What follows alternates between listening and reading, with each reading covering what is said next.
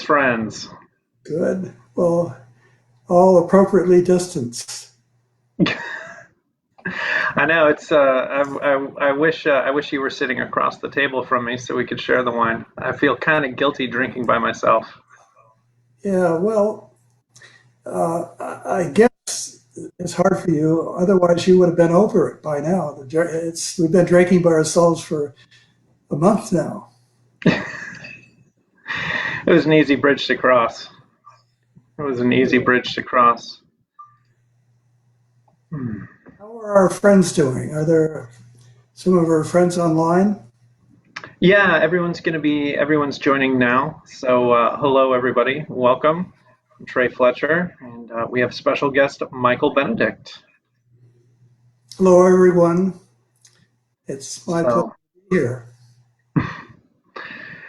yeah, we'll just wait for a couple minutes so everyone can join, and we'll get started with tasting some wines and talking with Michael about the early days and the beginnings, and bring us up to the current time.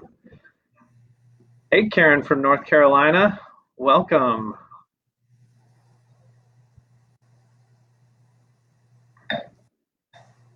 Got Maggie Yu from Chicago. Hi, Maggie. Oh, Frank from the Bay Area.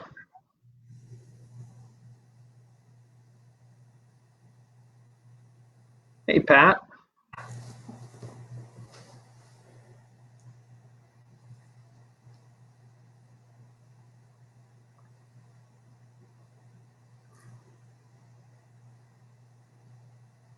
Hey, Tammy Harrington.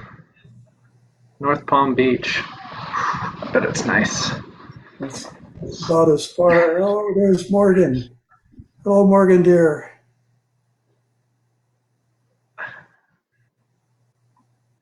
Neil from New York City. Good to have you on, Neil.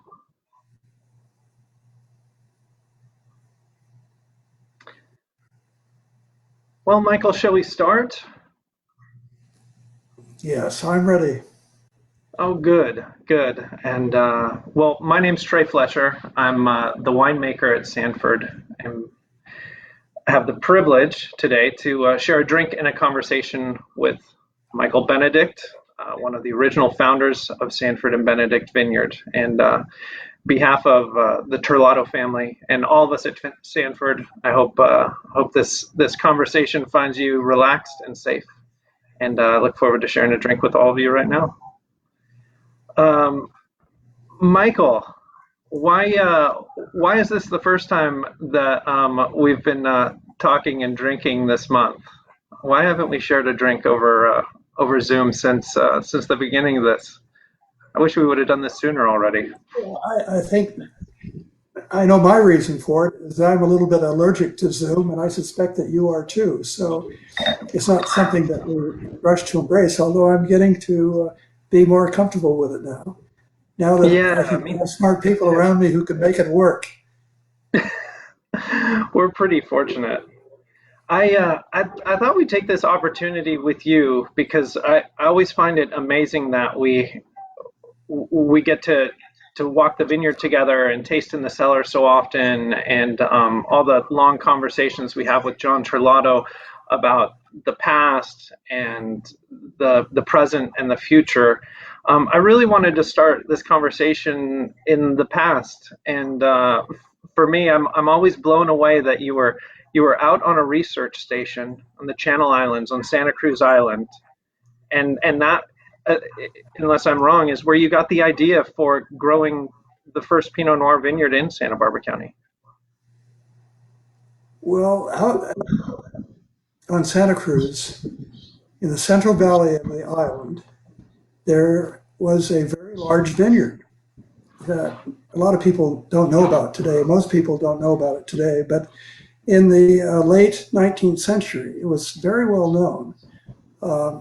The man who owned Santa Cruz Island was a prominent figure in San Francisco, and he set up a wonderful vineyard and winery in the Central Valley on Santa Cruz and had wine made They shipped the wine in barrels up to San Francisco, and it was labeled Santa Cruz Island wine. And And it for those was of you at really, home it who was don't not know, obscure. sorry to interrupt you. For those of you at home who don't know, Santa Cruz Island is in the Channel Islands, just off the coast of Santa Barbara. That's right. It's about 22 miles off the coast. And University of California wanted to have a research station on Santa Cruz Island, and they needed someone to kind of start it and set it up and get it running. And my first professional job was as a faculty member at UCSB, running the what was then called the Channel Islands Field Station. And Oh, we started fantastic. with it. We started with an elaborate tent, and it became a full-on research facility that still operates now, and it's used by people from all over the world. But when I was there, my time, which was the late 60s, there were still signs of the old vineyard that the Kerr family had planted. And the vines were all gone, but the mounds that had accrued under each vine in the vine's places were very clearly visible at sunset because they cast the shadow, and you could see about 100 acres of mounds that were all lined up in a very beautiful square pattern. And so that got me thinking, why would anyone plant wine grapes this close to the ocean? And my academic interests still are why plants grow where they do, and um, where do they grow? Why do they do it there?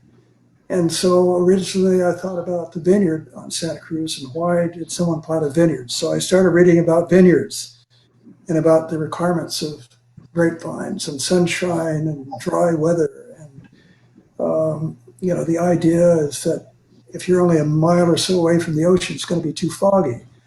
But the mountain ranges on the north and the south of the valley were both taller than the marine layer. And so the marine layer coming in from the ocean didn't have an opportunity to get to the valley. And so it was always warm and dry during the daytime and cool and slightly overcast at night.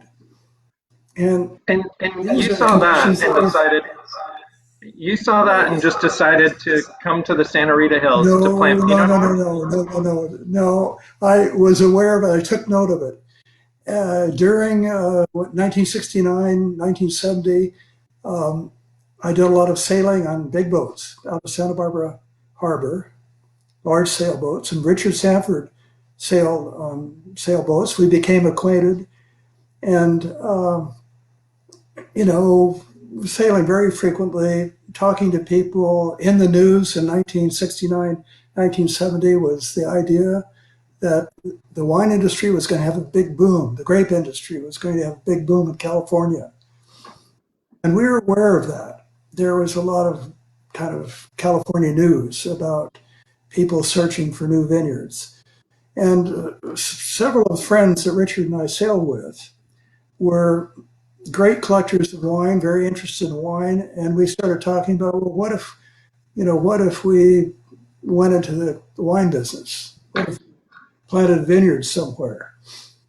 And our friends, three of them, suggested that, well, if we wanted to put something together and get some ideas, that they would finance.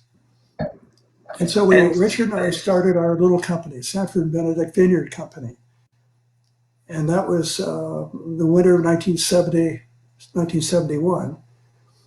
And with a little bit of capital, we purchased a bunch of cuttings up in Santa Maria from the only modern vineyard in Santa Barbara County at the time. oh yeah, Is the old Uriel Nielsen vineyard, and they grew lots of Riesling and Cabernet Sauvignon, which they were selling up to Napa Valley and getting Napa Valley prices for their fruit. a We heady followed time. we followed behind Boyd Betancourt and Gift Abbage. They were a year ahead of us in planting way over in Santa Ynez, over about 20 miles to the east of us here. And Boyd and Giff and Richard and I talked a lot about vineyards, and they were a little bit ahead of us. We grew a nursery over on Alamo Road. We planted our Cabernet and Riesling on 4 acres there in nursery fashion. And during that year, I spent most of my time driving around California, in Oregon and Washington, even up into the Okanagan Valley in British Columbia, and Oh, all the way up there. south into northern Baja California, the Santo Tomas, San Vicente and Santo Tomas. I had a look at all those places, and at the same time, I was reading the climate charts and reading the climatology of California, which is very well documented. And at the same time, I got pretty interested in the climatology of France, all about addressing the question of Burgundy. Now, when we started in 1970, early 71, we didn't have any idea of planting Pinot Noir and Chardonnay. What was the plan? Well, we were going to grow Cabernet Sauvignon and Riesling for sale to sell in the Napa Valley, as our neighbor in Santa Maria was doing very successfully. That sort of gave us the motivation to do it.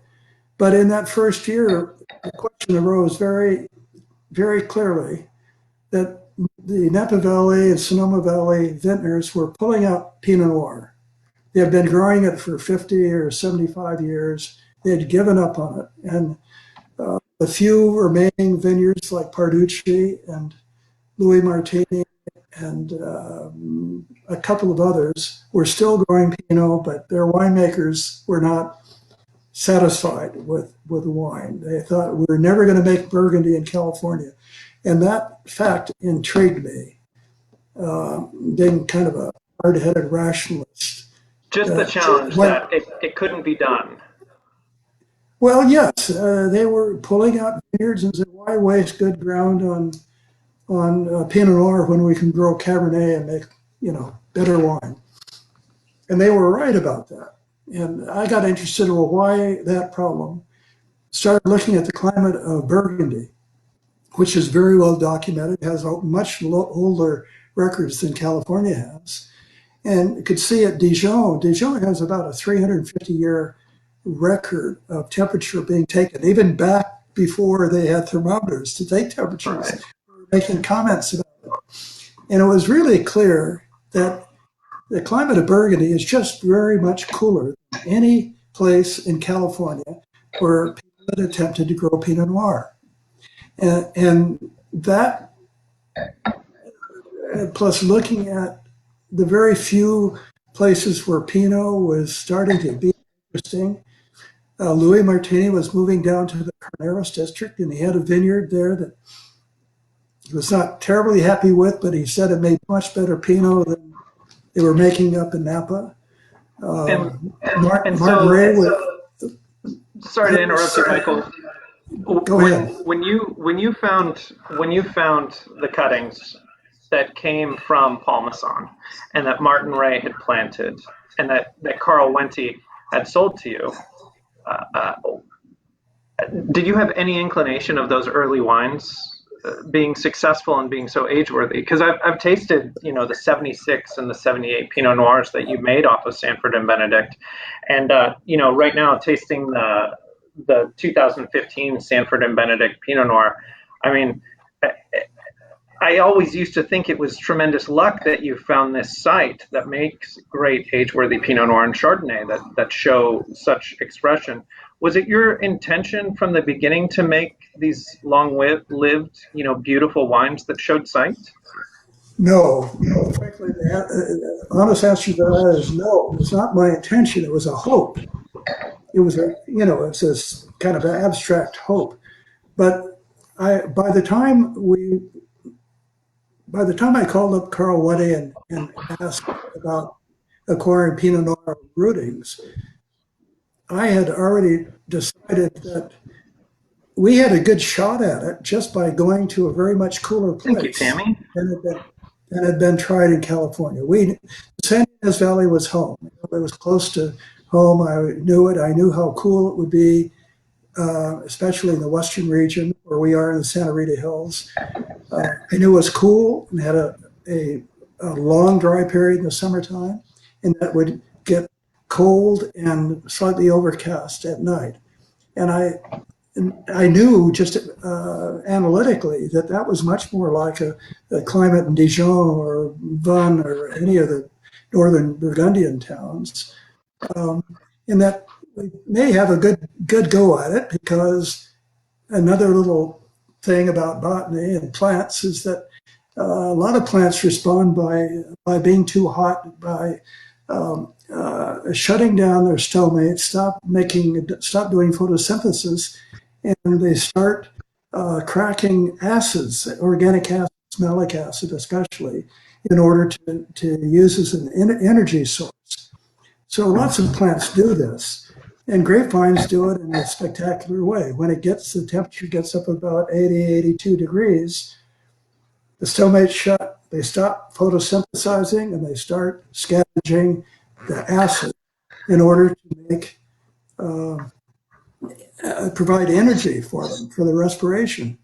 And the acid is what has been lacking in California Pinot Noirs before. Pinot Noir, everyone's talking about the acid's too low. It's not, the wines aren't crisp and delicious.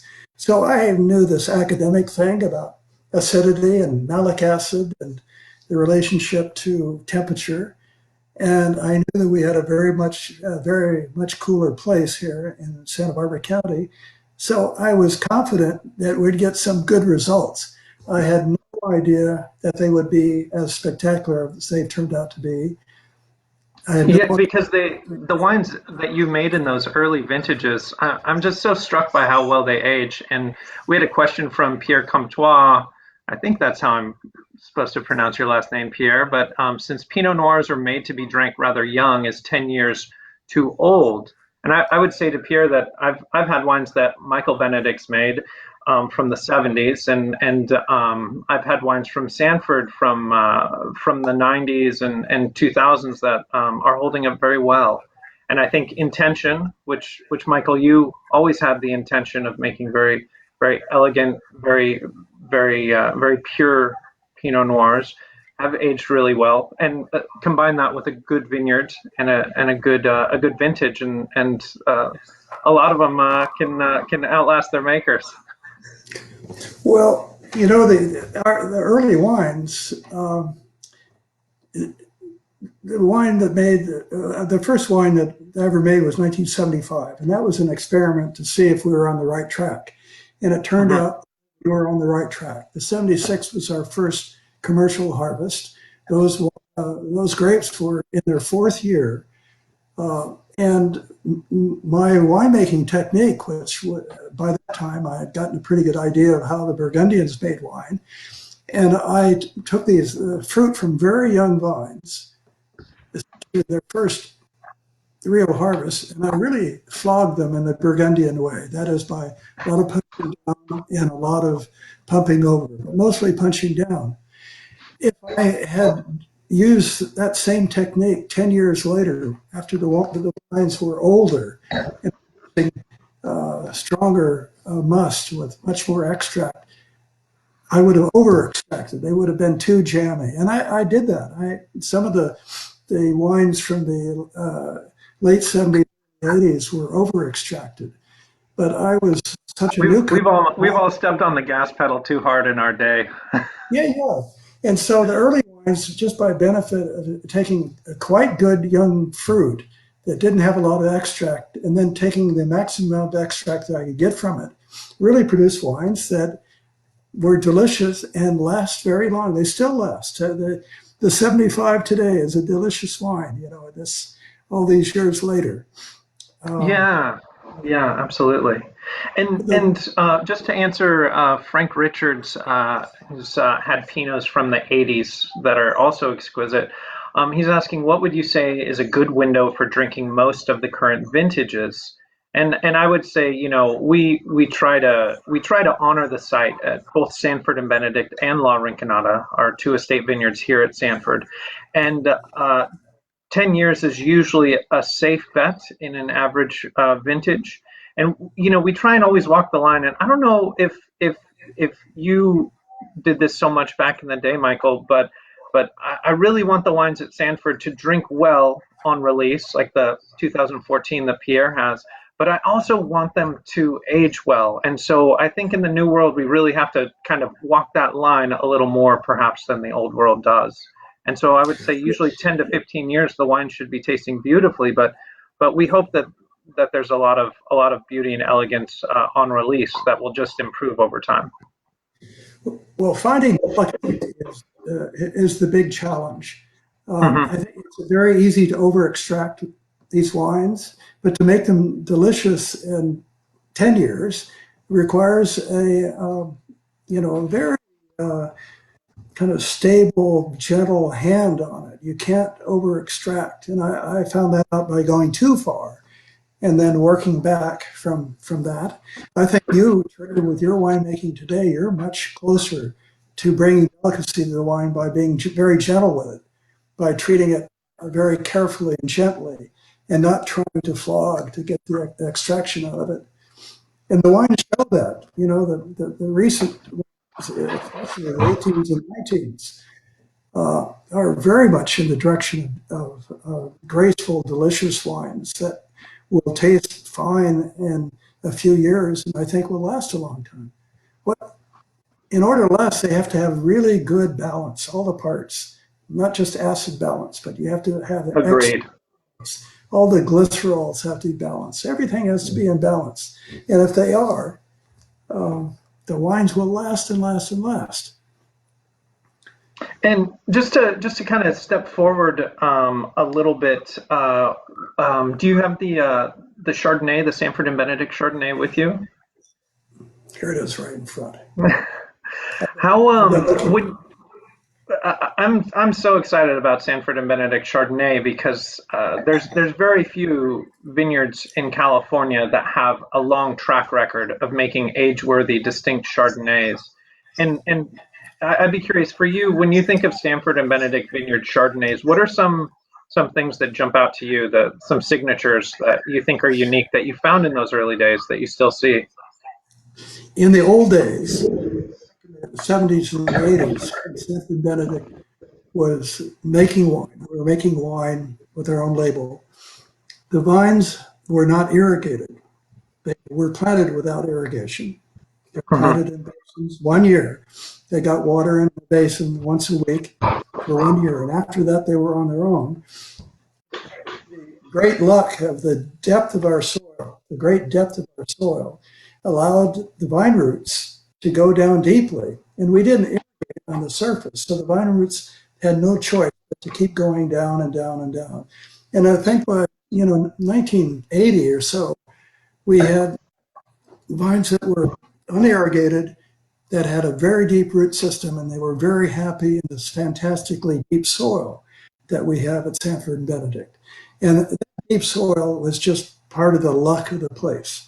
The fact that we'd get wonderfully deep soil, with great chemical composition, great physical structure to the soil in this climate zone that seemed to be ideal for Pinot Noir, that all those things would occur in the same place was just pure luck. You can't take credit for anything, any of it. All I can take credit for is discovering it, pointing to it, and thinking this should be a good place. Oh, And you're I, very humble. I would take a little more credit than that. I think we have a couple of questions in here. Somebody asked, "What do you mean by over extract?" And that is usually when, specifically a red wine, when we pick the Pinot Noir or any red wine in general, and we put the grapes in the tank and they're fermenting. They're in that tank for usually 2 to 3 weeks, and we're doing what's called punching down or pumping over. We're trying to get the wine to get all the good flavor out of the skins of the Pinot Noir because that's where everything lives, all the flavors, everything, the tannins. And if you do it too much, you can over extract, and perhaps the wine can be a little hard or a little too firm or astringent. And so that's what we mean by over extracting. Great question. Let's see if we have any other well, questions. What do you can think I, about can that I, question? Trey, may I ask, add something to extraction, to extract? Yes, of course. Extract is simpler than all of that. Extract, if you have a glass of wine in your hand and you subtract all the H2O, all the water from that, and you subtract all the alcohol from that, everything else that's left is extract. That's the coloring material. It's the all the aromatic compounds that come from the skins. It's everything that is not water and not alcohol. And so extract is measurable. It's pretty easily measurable. And when you have a vineyard with a relatively small yield, with a very deep root system, somehow that plant system will create a tremendous amount of extract along with the water in the grapes and along with all the sugars and glycerols that are in the grape tissue. So extraction is just when the winemaker goes to try to get as much of that good stuff as he can. And if you have an excellent vineyard, it's easy to overdo that. Now, Yeah, certainly. S&B, lots of other vineyards overdo it. And the trick with Pinot Noir is to find that wonderful zone where the wine is delicious and transparent and lithe, easygoing. That's hard to do. If you don't extract enough, your wine will be thin, not very interesting. If you extract too much, it'll be jammy and too California style, or what used to be California style. Yeah, I think we're changing that one vintage at a time. Yes, Um, that's and that's the goal now, is to get away from that over extraction and find that delicate zone. and just to step forward a little bit, when exactly did you and the Terlato family meet again, a little closer in future, and when did you come back into the fold? Because I know I was excited when I heard Michael Benedict was in the Santa Rita Hills, and I know a lot of great winemakers that make wine off of Sanford and Benedict and La Rinconada. We're a little starstruck to meet you for the first time, and to realize you're just a regular human being like the rest of us, with a lot of passion and a lot of foresight. When was that, and how did that come about? I think that it was in 2000 when Santa Rita Hills AVA, Vintners Association, had a little shindig at the what they call the Sanford Barn. It's the old Sanford Benedict Winery up at the top of the The vineyard. original winery that you made the wines in for years. That's right. And it's a beautiful old building. It's a wonderful building. And they were having a big party, and the party was to somewhat celebrate Sanford Benedict Vineyard. And John Terlato invited me to come to that party. At that time, I hadn't had an association with the vineyard for a number of years, and I was not even in the wine business. And John invited me to come, and we met, and I met his father and his brother, and the three of us got along very well. And John and I continued to communicate, and over time we became very good friends, close family friends.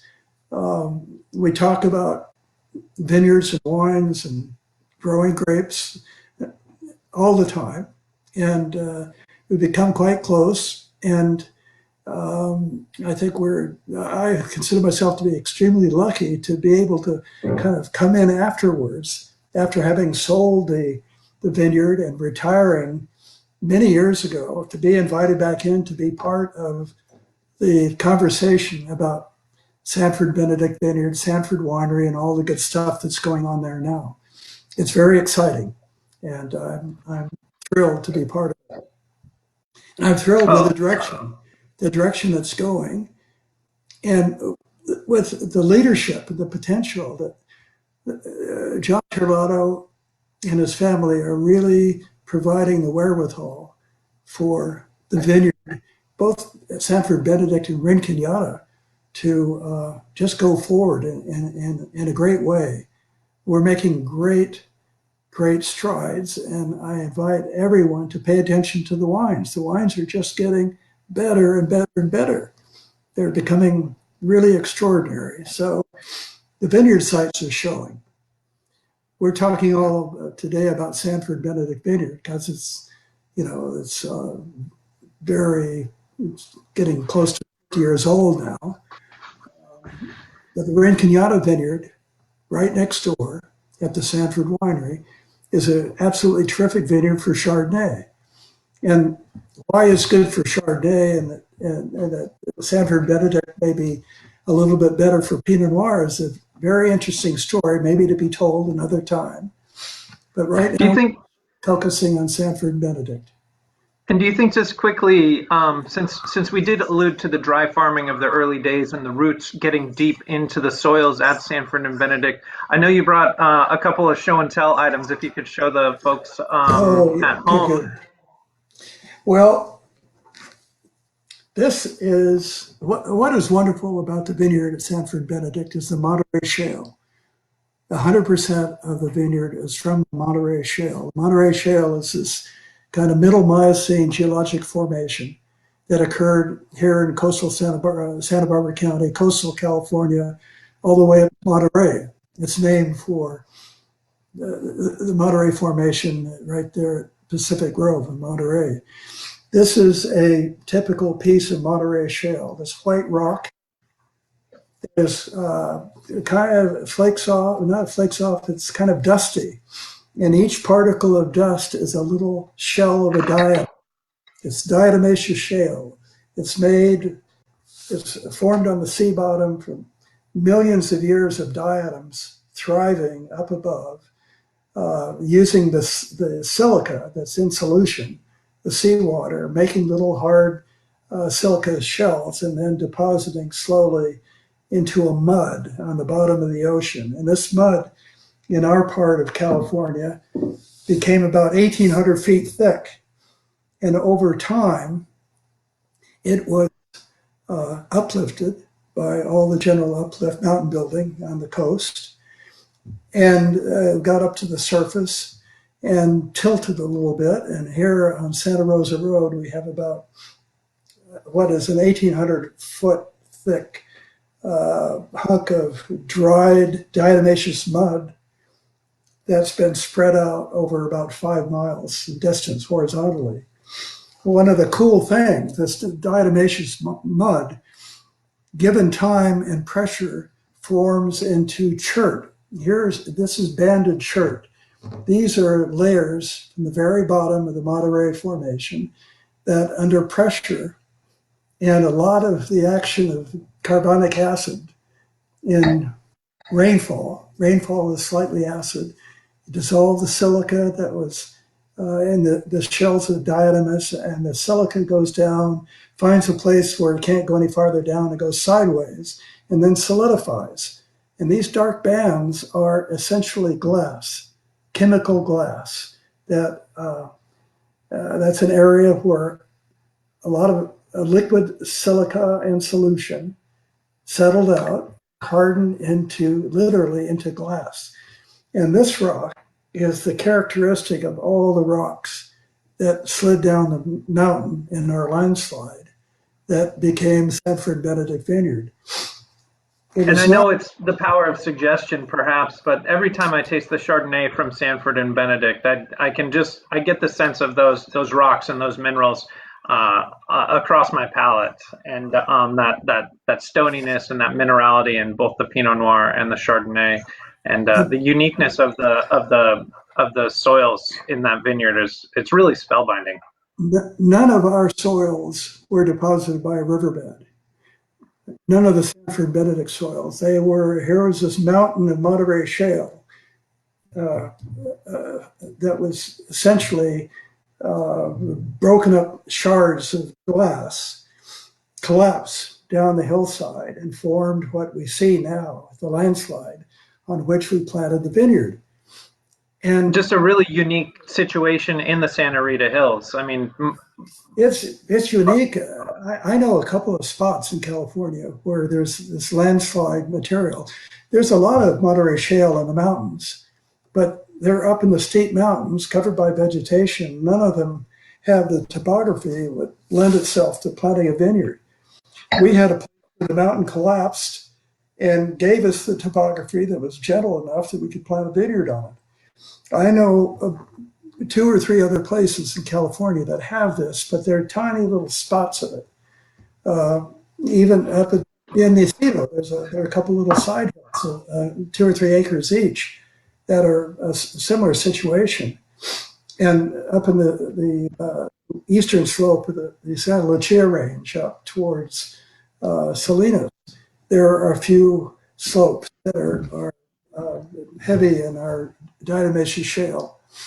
But the amount of it, the combination of the area of it, about 165, 170 acres at Sanford Benedict, and the depth of it, and the fact that it's fractured from top to bottom and the roots can go as deep as they want to go, is, I think, what gives our vineyard such personality. Grapevine roots are extremely aggressive. They can grow very deeply. Anyone who's been to France, to some of the caves, Santa Mignone, the caves are dug back into the hill, and up on the top of that, 200 or 300 feet above, is the Pomerol district. And you can go back in these caves and you see vine roots that are growing down dripping water. Vine roots are easy to see, they're pink. They're growing in the air or in the open, they're pink, they're easy to recognize. And here are vine roots that are growing, more than 100 feet straight down and coming out. Each root will be covered with a little bit of a soil solution, the water chemistry thing that the roots actually take in to thrive. So vine roots are extremely aggressive, and we've provided They sure are. they can be as aggressive as can be anywhere in California, as deep rooted. I think the deep rootedness and the volume of soil that each vine is extracting from gives the character to our wines, both to Chardonnay and Pinot Noir. It really is. It really is a unique site. When you think of the Pinot Noir and the Chardonnay, like for me, Sanford and Benedict, has, I mean, a tremendous presence. It's really unique. There's a lot of warmth. There's a lot of it's very much a vineyard that looks down for its inspiration towards the earth. It's very earthbound and very very foresty, very beautiful.